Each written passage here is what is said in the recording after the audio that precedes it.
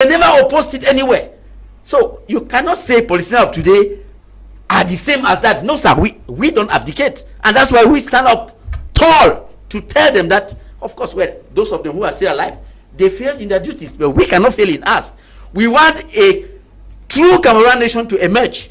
And that is why we come up with concrete proposals that will put in place a system that will not be based on assimilation. Let us say the truth. When you look at Ahijo's project, it is a pyramidal project. He started from the base, dribbled our politicians, went and enacted his project into a law, into a constitutional law, which he applied. He was saying it on the 1st of October. He was already making appointments in application of his constitution. The others sat quiet. Why? Now, after that, he came up now with unitary state. From unitary state, you can see it has come up now to one republic. And you can clearly see that he had an assimilationist agenda. Yeah, but those are things that Ahijo did. So we of today, we say that the people of Cameroon are the ones who should take their destiny in their hand. No one individual should sit and decide what is good for Cameroon. Yeah, what you've just presented is the manifesto of your party, of the Reform Party. You said this is how the Reform Party intends to fix Cameroon. Yeah, but my question was not relating to KNDP or to CPNC. My question had to do with the solidarity that existed amongst politicians of West Cameroon. Now, of what use was the solidarity that yielded no effort? I mean, they were working as a team and they abandoned the duty that was in front of them, which was safeguarding our interests. Yeah, but now they failed. That's what you're saying. If they fail, when you look at the politicians from the northwest and southwest region, because that is what we have today, are they more united? Can they really stand a scheme put in place by a president like Ahijo? Mr. Lo, I will look at the politician of northwest and southwest as not as per individual party. Yes, that's I don't want to look at per individual parties, because looking at per individual parties, like senior barrister here, his party, National Reform Party, is doing well as an individual party. We are looking at them as a team. That's a politician of northwest and south. We don't want to call West Cameroon. It's Ndukong. We don't want to call Southern Cameroon. It's Ndukong. We are calling it a northwest and southwest. Looking at these politicians, northwest and southwest today, there's no unity among them. And I always saying, one day I say on this platform that the politicians of northwest and southwest in the 1960s, 1970s, 1980s, 2000 and present date are the same. They are not united. There's no unity among them. And I always saying that the beginning of unity among politicians or Anglophone politicians, let me put it that way, is the beginning of first step towards solving the Anglophone crisis. The beginning of unity among politicians of northwest and southwest is the beginning of the first step towards putting an lasting solution to the Anglophone crisis. That is the bitter truth. And I can even giving examples. We have seen situations where if somebody stands and say that, can we sit and have a conference and discuss some, another politician say no, it should be like this. Anytime, the reason why Anglophones of politicians of northwest and southwest today, the number one reason why there's no unity among them is because whenever they come together, what conflicts is their political ideology and not the general good of the population. Whenever they come together, one conflict is their political ideology, and that's why coalition also fail. Because when they come together, this man say my ideology of my own party is the best. This man say my own party is the best. This man says I'm this or bringing the academic qualification or whatever. That end up as a fellow. So I cannot. We are talking to people and people are listening to us. The day that the politicians of northwest and southwest will come for a common goal for the interest of the population, irrespective of their political parties. I earlier said I don't want to go to their political party. As individual political parties, they are succeeding. Because I have been a member of, I'm a president now, I'm a member of National Reform Party of Senior Barrister Ashu. He knows me very well. He's individually, he's succeeding in his party, individually. But Anglophones as a team of politicians, it is not moving, Mr. Lo. There's that deep tribalism, deep hatred, disunity. They might be operating like a Cold War because there are some of this hatred that is hidden. They will laugh and use smile with you, but in depth. When you look at it detail, you discover that it is not moving. And I will wish to call that for the interest of the common people of northwest and southwest, or for the interest of Cameroonians. I think I've seen certain platforms that they're advocating that there's a need for an Anglophone president. Since 1960 to present, the Anglophone will not be at the helm of a Tuji, and it's a constitutional right for an Anglophone to be the president. There's no constitution limit Anglophone from being the president. But can they really succeed with this level of disunity, with this level of hatred, with this level of backbiting? Do you think that the Njoas, the Augustine Gomjo of the 1970-1960 Foncha, the backbiting continuity today? They see character assassination today. They see the way that people give report to tarnish the image of the other one and then favor the other. Yes, so that's there's no unity among politicians Ndifor Richard. or Anglophone politicians. You are a member of the Social Democratic Front. Senior Barrister is the national president of the Reform Party. We have the likes of Kawala. We have Prince Ekoso, Jang Dennis and the like. Why are you people not coming together to seek a way out for the Anglophones? We have not had a common position by Anglophone political elites. Let's agree that those of the CPDM are respecting what they call party discipline. Why is it difficult for you people to say we as the politicians, we are the successors of the Joas, the Munas, the Fonchas? Yes, but you guys are not talking collectively on behalf of the people. Senior Barrister thinks that it is his party that has to speak. Yes. Prince Ekoto thinks that it is his party that has to speak.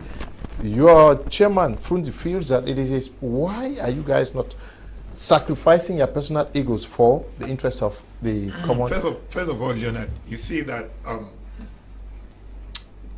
if you're talking about the current crisis, you see that when this whole crisis started, the political elite of southern Cameroons, especially those of the opposition, were largely ignored. They were largely ignored.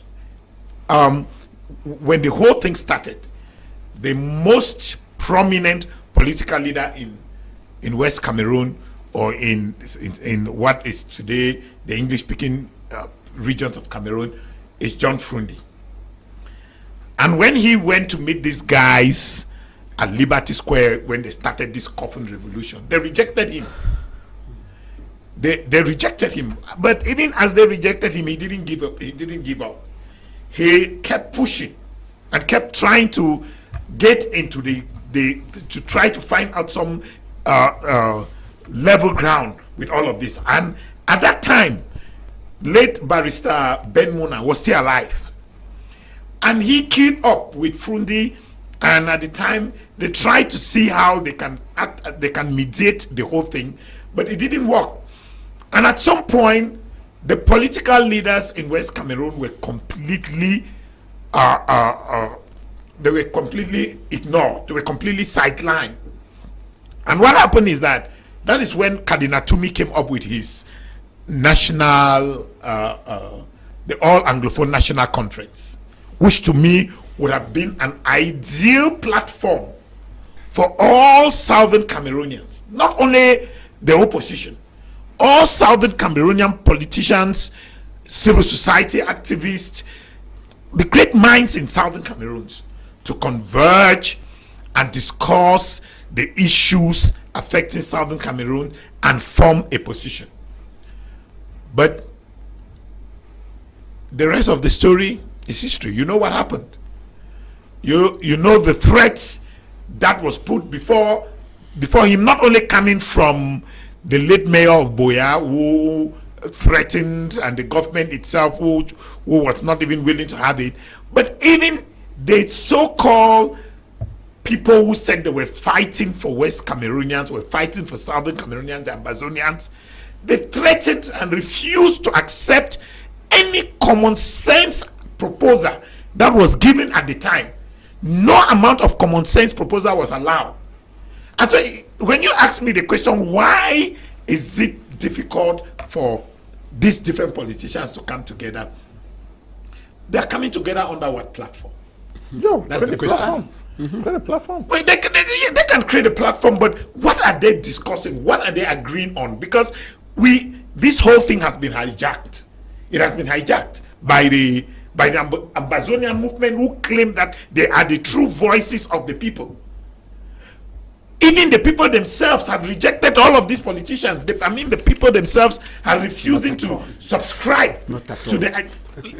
As we don't speak right now, go and read comments that will be under what we are talking. Read the comment.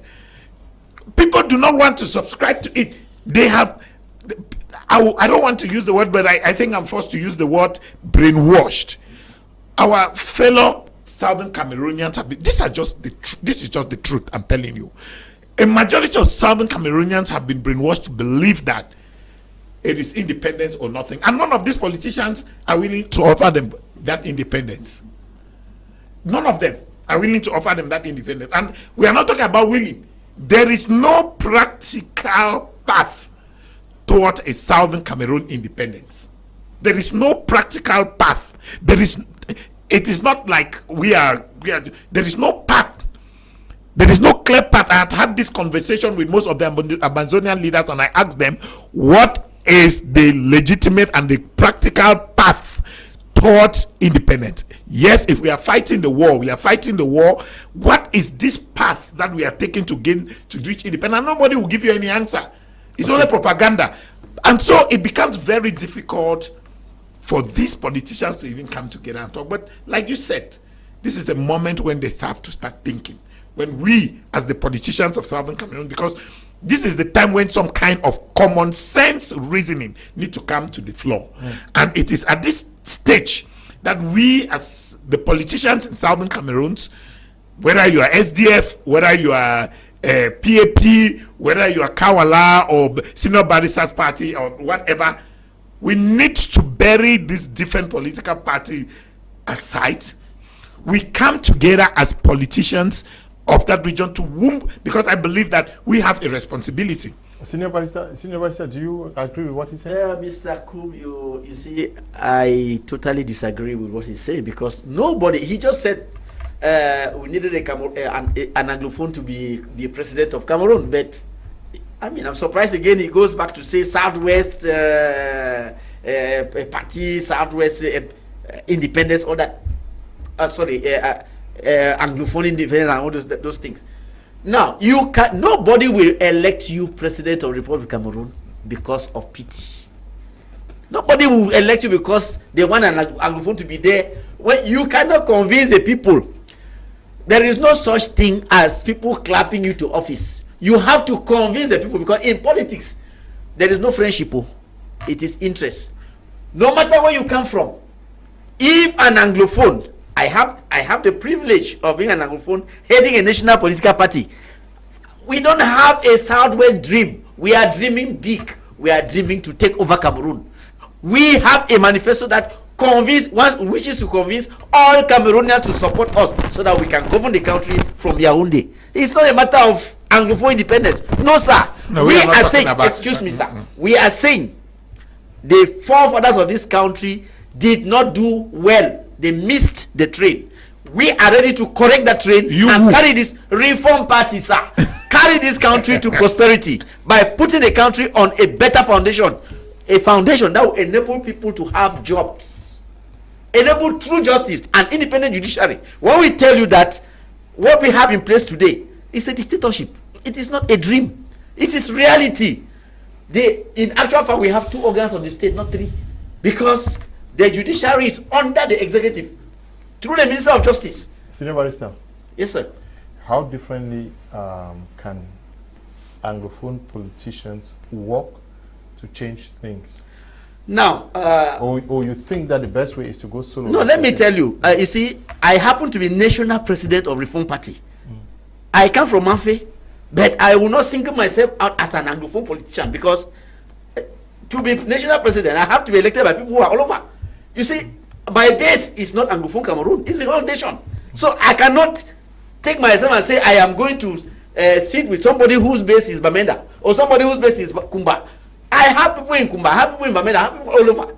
And then in addition to that, I have people this other side. So I cannot come down to Anglophone politician. We dream big, we dream the entire nation of Cameroon. And we have that ambition to stand up against CPDM and say, please, you have nothing to offer, we have this to offer. And it is at that level that the people of Cameroon will see that If they are voting Reform Party that is presenting an Anglophone candidate, it's because Reform Party has something to offer, and not because they want to please Anglophones. And you think that if you fail to take the presidency and some MPs, we shall take MPs and take councils. We shall. Then you can. Yes, sir. Let's assume that you have MPs. The SDF has MPs. Isn't it also imperative to have something that could be called an Anglophone caucus? When after the election, we shall all tally the result and see who has what and in which areas. So he said down there people are not supporting us. It's a lie. It's a lie. In the field, we have our people working, sir. We have the support. If you like, we have somebody just testified here. We have the support, sir. We are working. The people in the diaspora used brainwashing, but we have the solution to that. Give them a dream that they can live, and you show them that what is going on is brainwashing. That will help you reach where you want to go. What is going on that is brainwashing? When they tell you that the state of Cameroon is a terrorist state, it's a colonial state, is that not brainwashing? It's brainwashing, sir. When they say the state is a colonial state, so we think that it is brainwashing because if the people who are in place are appointed administrators, you can replace those ones with elected administrators, right? Is that also colonialism? So we as politicians think that we can make the society a better one by removing those appointed people and replacing them with elected people. Senior Barrister, away from taking power and changing things, don't you think that on different fronts, you guys could still come together as politicians and politicians to advocate for some of the issues you have been raising since the start of this program? Yeah, there are some issues on which political parties can agree. You see, but coming together is not something very easy. If about some 3 or 4 parties or 5 parties they agree on certain points, they can work together. That's very possible. There's alliance in politics. That is possible. But a national party going in alliance with a regional party, that will not be to work only in one region. We work throughout the country. Are you not doing exactly what the Joas and the Endelis failed to do? Because he said that there was a proposal for them to come together. One felt that this is this. You are saying you are a national party. The SDF will say same. We saw the SDF. I won't stop them. We saw the SDF represented across the national. I won't stop them. They are national. Yes, I used to be part of it. I used to carry it right up to the extreme north. Yep. But it is their party. They know their things. You have not given any disposition to wanting to work together with other parties. No. Please. I say if any party has the same policy with us on certain points, we can work together. Okay. But for now, if you look at our manifesto and look at the manifesto of others, we don't seem to see any points of interest. We are out of time. Thank you, Ndukong, for coming.